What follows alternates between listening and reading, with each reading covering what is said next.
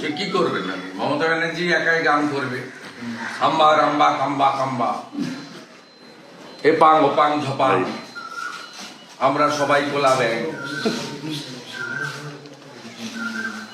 ওনার সঙ্গে লতা মঙ্গেশকরের কথা হয়, ওনার সঙ্গে আশা ভোসলের কথা হতো, সন্ধ্যা দিয়ে ওনাকে গান শিখিয়ে গেছে,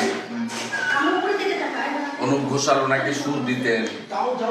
উনি একাই গান করবেন, আর তো অন্য লোককে গান শুনতেও দেবেন না।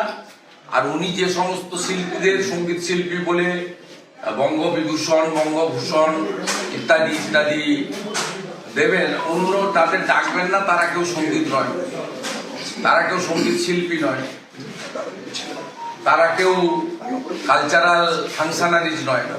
উনি তার যাদেরকে রেকগনাইজ করবেন, তাই আজকে 1 মাস আগে থেকে প্রস্তুতি নেওয়া প্রোগ্রাম গায়ের জোরে বাতিল করলো। সরস্বতী, আমি উদ্যোক্তাদের জেনেছি, উদ্যোক্তাদের বলেছি, মা সরস্বতী তিনি হচ্ছেন আমাদের আরাধ্য দেবী। বাগদেবী পুজোর পরে একটা ইনডোর প্রোগ্রাম করে যে শিল্পীদের আজকে সম্বর্ধিত করার কথা ছিল, ওইটা করা হবে। আমরা ন্যাশনাল লাইব্রেরি বা ICCR বা EZCC সেন্ট্রাল গভর্নমেন্টের কোনো হল বুকিং করে সেখানে করব, প্রোগ্রাম হবে। কি করে আর কনফ্রন্টেশন করলে এখানকার ভাইদের যেমন জেলে খাটিয়েছে, কনফ্রন্টেশন করলে ওখানকার উদ্যোক্তাদেরও লোকসভা ভোটের আগে জেলে তুলে রাখবে, যাতে বিজেপির লোকরা বাড়ি বাড়ি যেতে না পারে, রাম মন্দির দেখতে না পারে। এই তো পশ্চিমবঙ্গে চলছে, এটা হিন্দু বিরোধী সরকার, অত্যাচারী সরকার। এই সরকারের এই কাজ, সেই কাজ করছে এবং পুলিশকে ক্যাডারে পরিণত করেছে। আমি যে কারণে এসেছি ওটাই বলছেন না কেন? এই লোকগুলো জেলে থাকবে কেন? 9 জানুয়ারি থেকে এই লোকগুলো কেন জেলে থাকবে? এই বোনের মা কেন অসুস্থ হবে? কেন এই মা আমাকে বলবে যে আমার ছেলে প্রাইভেট ড্রাইভার ছিল, আজকে 10 দিন ডিউটি করতে যায়নি, ওর চাকরিটা কি হবে?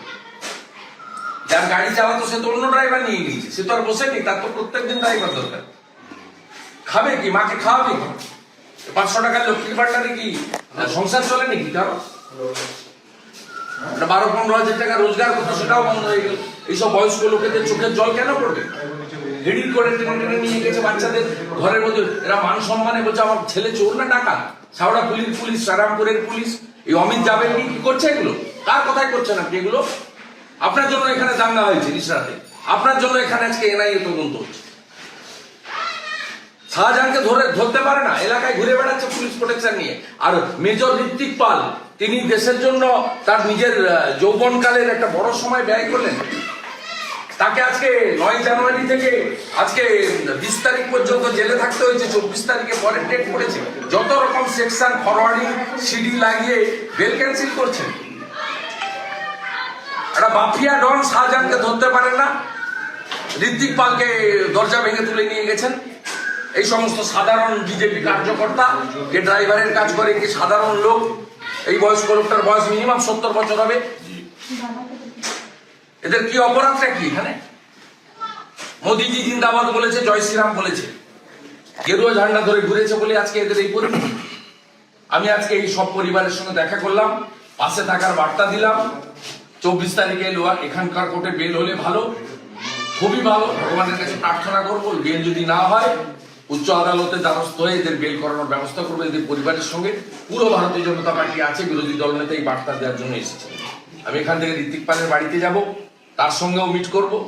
এদের প্রত্যেকটা পরিবারের সঙ্গে বিজেপি আছে।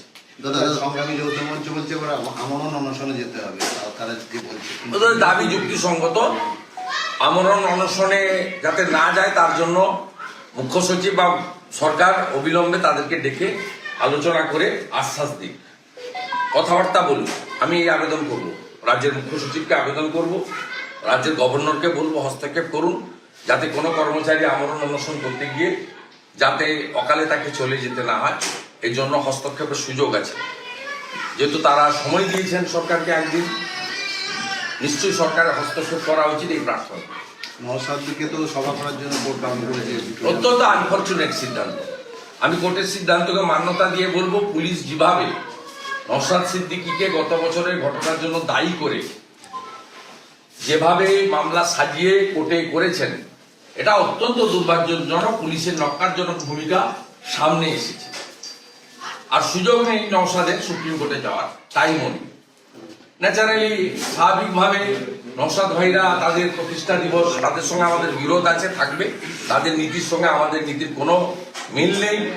ওরা সাউথ পোল হলে আমরা নর্থ পোল। ওদের প্রতিষ্ঠা দিবস ওরা ওদের মতো করে পালন করবে। আমি একটা চ্যানেল থেকে দেখছিলাম, ওরা ভাঙড়ে প্রতিষ্ঠা দিবস পালন করবে। আমি আশা করবো ওরা শান্তিপূর্ণভাবে তাদের প্রতিবাদটাও রাখবে, প্রতিষ্ঠা দিবসও পালন করবে। কালকের ডিভিশন বেঞ্চের রায়কে আমি স্বাগত জানাতে পারছি। দাদা কোনো ফ্যাক্টর না মমতা বলেছে, এবং সেই ক্ষেত্রে বহরমপুরে কংগ্রেসকে ছাড় দেবে। এই উত্তর অজিত চৌধুরী যারা মালিক আছে, সোনিয়া গান্ধী, রাহুল গান্ধী, তারা দেবে। এর উত্তর তো আমরা দিতে, আমরা দেশের ক্ষেত্রে বলছি ইন্ডিয়া জোট, রাজ্যের ক্ষেত্রে কংগ্রেস, তার কংগ্রেস জ্যাঠামশাই যারা ছিলেন, সীতারাম ইয়েচুরি, জ্যাঠা কাকারা, সোনিয়াজি, রাহুল গান্ধী, এরা দেবে। এরা আমাদের, আমরা এইসব ব্যাপারে নেই। আমাদের কাছে এরা প্রত্যেকে এক। আমরা জানি দিল্লিতে কংগ্রেস এ টিম হলে তৃণমূল আর সিপিএম হচ্ছে বি টিম, পশ্চিমবাংলায় তৃণমূল এ টিম হলে সিপিএম আর কংগ্রেস হচ্ছে বি টিম। বিজেপির সঙ্গে এদের কোনো লেনা দেনা নেই। Congress tested and rejected, CPM 34 বছর টেস্টেড অ্যান্ড রিজেক্টেড, তৃণমূল 12.5 বছর tested and would be rejected, মানে হওয়ার কথা। দাদা অযোধ্যা জুড়ে গোটা গ্রাম, আবাসহীন একটা গোটা গ্রাম, আবাস যোজনার যে মাথার উপর ছাদ নেই। মোদিজি 30,000 কোটি টাকা দিয়েছে। হুগলির হরিপালের মোদিজি 2014 থেকে 2023 31শে মার্চ অব্দি শহর এবং গ্রাম মিলিয়ে মোট 30,000 কোটি টাকা দিয়েছে গরিবের মাথায় ছাদ দেওয়ার জন্য। এরা টাকা লুট করেছে, গোয়াল ঘর, গ্যারেজ ঘর দেখিয়ে বাড়িগুলো নিয়ে নিয়েছে, বাড়ি হয়নি টাকা তুলে নিয়েছে। এরকম অসংখ্য উদাহরণ রয়েছে। তাই গরিব মানুষ টাকা পায়নি। যেখানে কংগ্রেসের আমলে 4 থেকে 14 4,600 কোটি টাকা আবাসে দেওয়া হয়েছে, সেখানে নরেন্দ্র মোদীজি তার রাজধর্ম পালন করে এই রাজ্যে তার সরকার বিজেপির নেই, তবুও তিনি 40 লক্ষ বাড়ির জন্য 30,000 কোটি টাকা দিয়েছেন 4 থেকে 23-এর 31শে মার্চ। আমাদের ভিডিও ভালো লাগলে লাইক এবং শেয়ার করুন। কমেন্ট সেকশনে গিয়ে জানান আপনাদের মতামত। আরও ভিডিও পেতে আমাদের চ্যানেল সাবস্ক্রাইব করুন এবং প্রতি মুহূর্তে খবরের আপডেট পেতে প্রেস করুন বেল আইকন।